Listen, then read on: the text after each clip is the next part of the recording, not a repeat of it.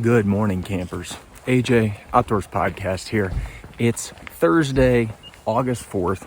We're headed out on a trail here in the Grand Teton National Forest.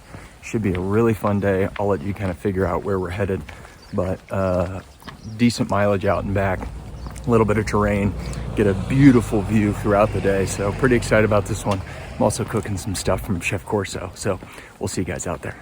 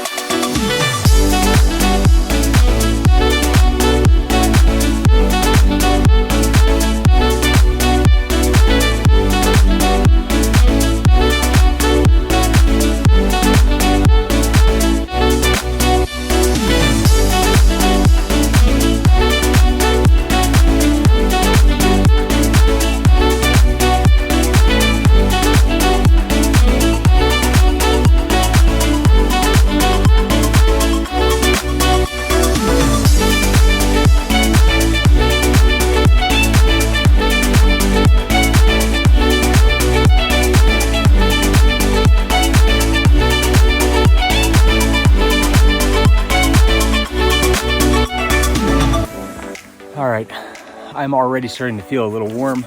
So as you've seen me say in a lot of other videos, strip your layers before you get hot and sweaty. Kind of be ahead of it, and then you'll be struggling a lot less throughout the day. Taking off the vest, throw it in the backpack. I can always pull it out later if I'm a little chilly. We're starting a little bit of climbing, so I figured we'd get ahead of it. Great hike so far.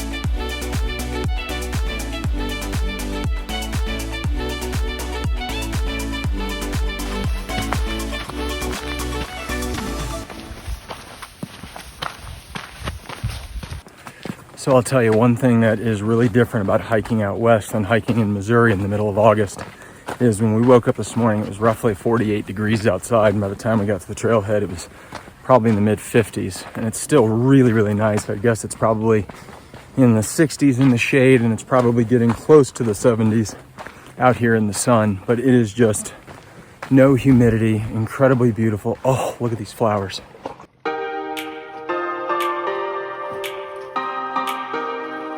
And just unbelievably good trail conditions. I mean, granted, we're in probably one of the more trafficked hikes in the park, but just really easy going on the feet.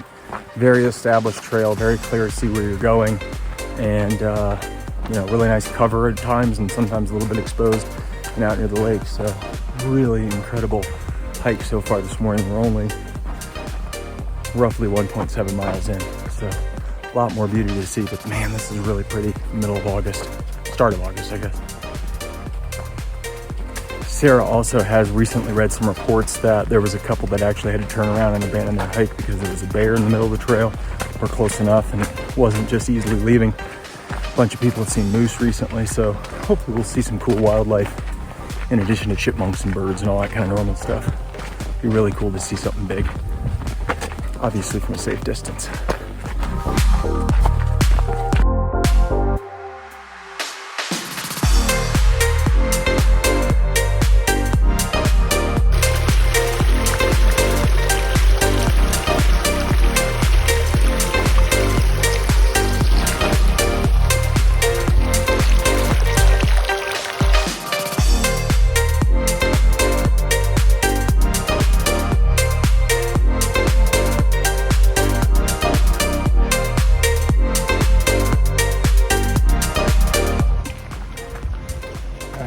First danger noodle of the trip. Hope you can see him here. Let me come to the other side. There he goes. Little guy, non-venomous it would appear, based on his head shape, but I'm not going to get close enough to find out. I'll pick him up. Don't.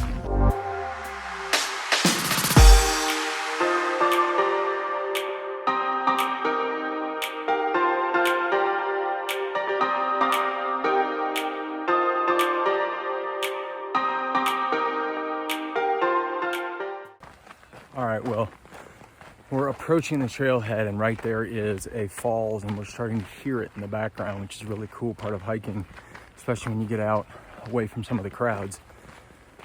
You can really hear what's going on in nature. So being able to hear that from a distance away and then walking up towards it, and it just gets louder and louder, it's such a cool part of the experience.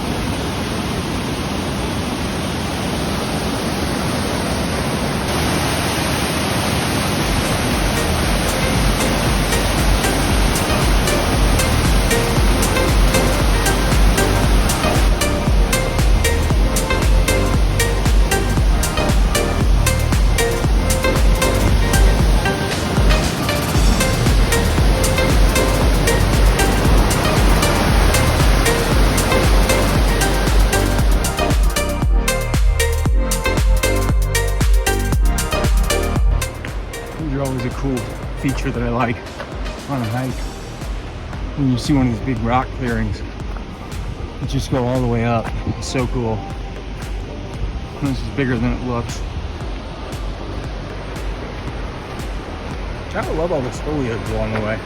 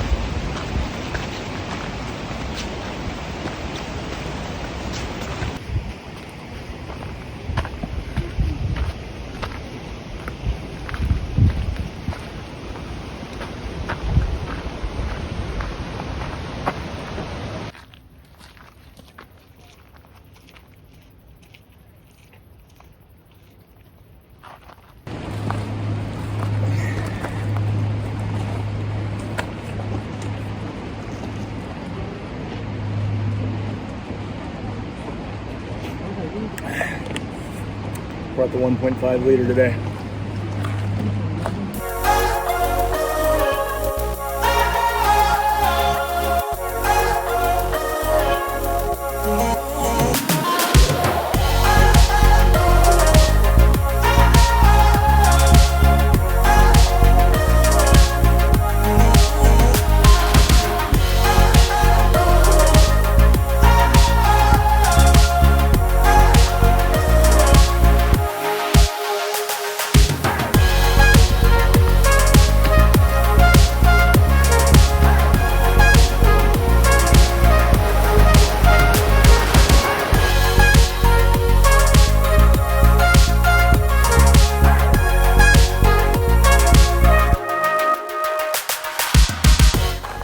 Well, we just crossed the 4-mile mark of our total hike so far today, so we're a little under halfway there, round trip, and really getting into some beautiful area.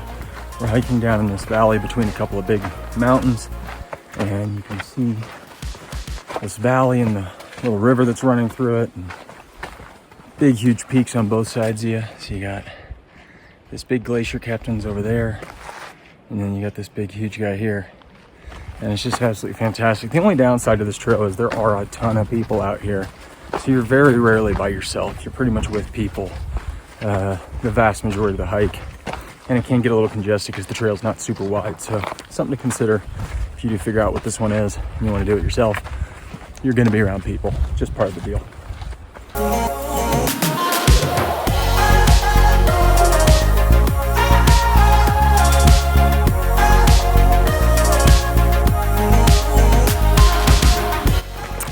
So we were just hiking along and we see this big group of people all staring in one direction. And when you see a big group of people all staring in one direction, it typically means that they're looking at something specifically.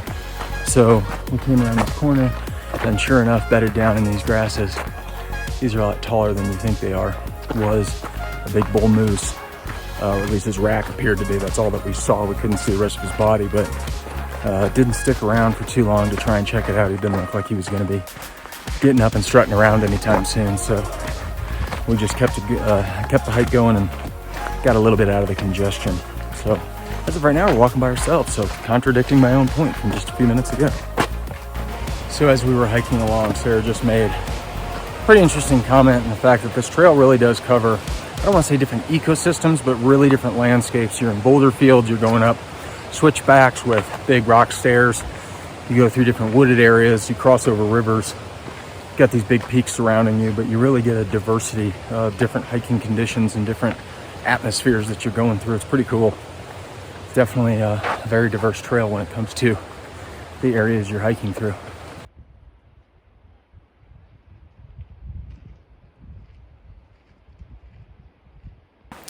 So one of the ways that Sarah and I really differ is Sarah really likes the solitude of hiking, and I'm a big fan of the little interactions that you have with other people along the trail. We actually just had a really nice couple ask me about if I was going to be fly fishing because I've got a Sims backpack on and it's specifically designed for fly fishing. Well, obviously they know about fly fishing, so we started talking about where we might go and rivers that we might fish. And they asked if we were going to Stanley, Idaho, which is up near the Sawtooth Mountains, according to my wife. She's the route planner, be totally honest. And told us about a bakery that's in town that we just absolutely have to visit. So if we get into that area, that's what I love, just the little recommendations from people that have been other places and some of the stuff that I like learning as we go from town to town, just some of the cool places that you should go or some of the places you should avoid, things like that. So really cool little interaction. Hopefully we'll hit up the bakery in Stanley, South Dakota.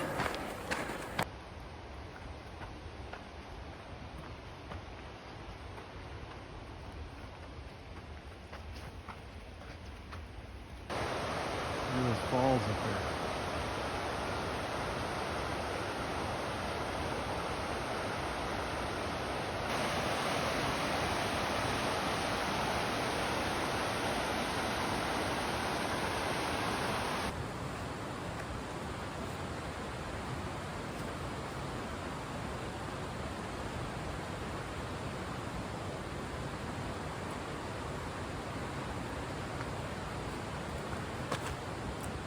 We're having a little snack break.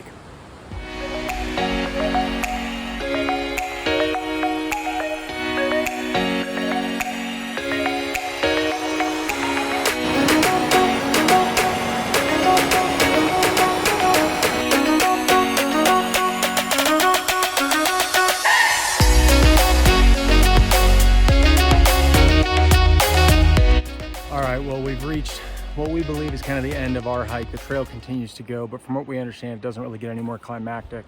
But we're gonna sit here with this mountain in the background and the sound of the river and probably have a little food and just take a little break and have some water, and then we're gonna head back. Got about 4, maybe 5 miles on the way out, and then I think we're gonna hit the ferry. We haven't decided yet, but probably gonna hit the ferry on the way back and cruise across the lake. So should be a great afternoon. All right, so while we're here having our little break, I decided we're gonna go ahead and make one of Chef Corso from Outdoor Eats channel's recipes that we made on our backpacking video. So if you haven't seen Chef Corso's video from Outdoor Eats, I'm gonna link it right here. So go check that out, as well as his channel. I'll make sure that there's links to all of his stuff in the description. He makes incredible recipes for not only the backcountry, but also for all types of outdoor activities. So really, really great recipe that we made on a backpacking trip that we did together in Missouri.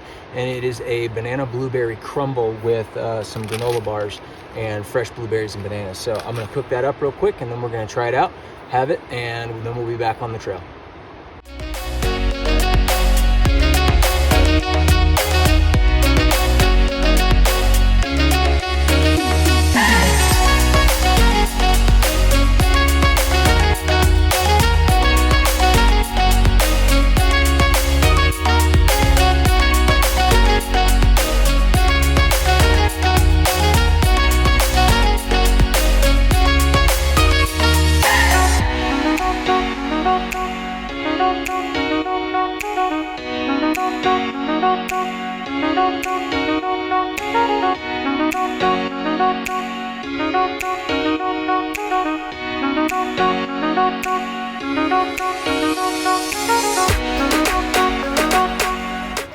So this is essentially what you get, is just this really nice kind of rich, fruity crumble with the chocolate granola bars mixed in.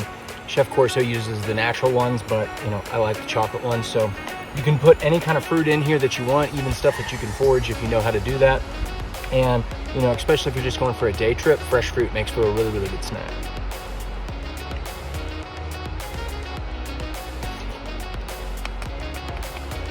Oh my God, it's so good.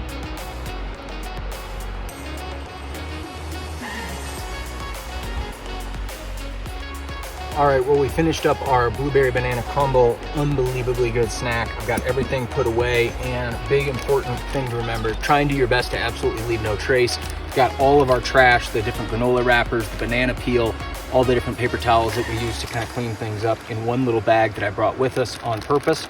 And that will help us essentially bring everything back out that we brought in and leave no trace that we were ever here.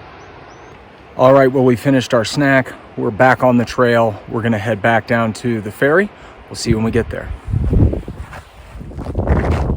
All right, well, that is a wrap on our hike today. We're back at the car. As you can see, we're gonna stop in at the store and do a little browsing around, and then we're gonna head back to our campsite and hang out with our dogs. So thanks so much for coming along. If you haven't before, hit that subscribe button. It really helps out the channel, as well as give it a like if you enjoyed it. Put a comment down below if there was anything particular about this video that you really, really liked, or something that you'd like to see me do in the future. I'm looking for ideas, so give me a shout. See you guys on the next one.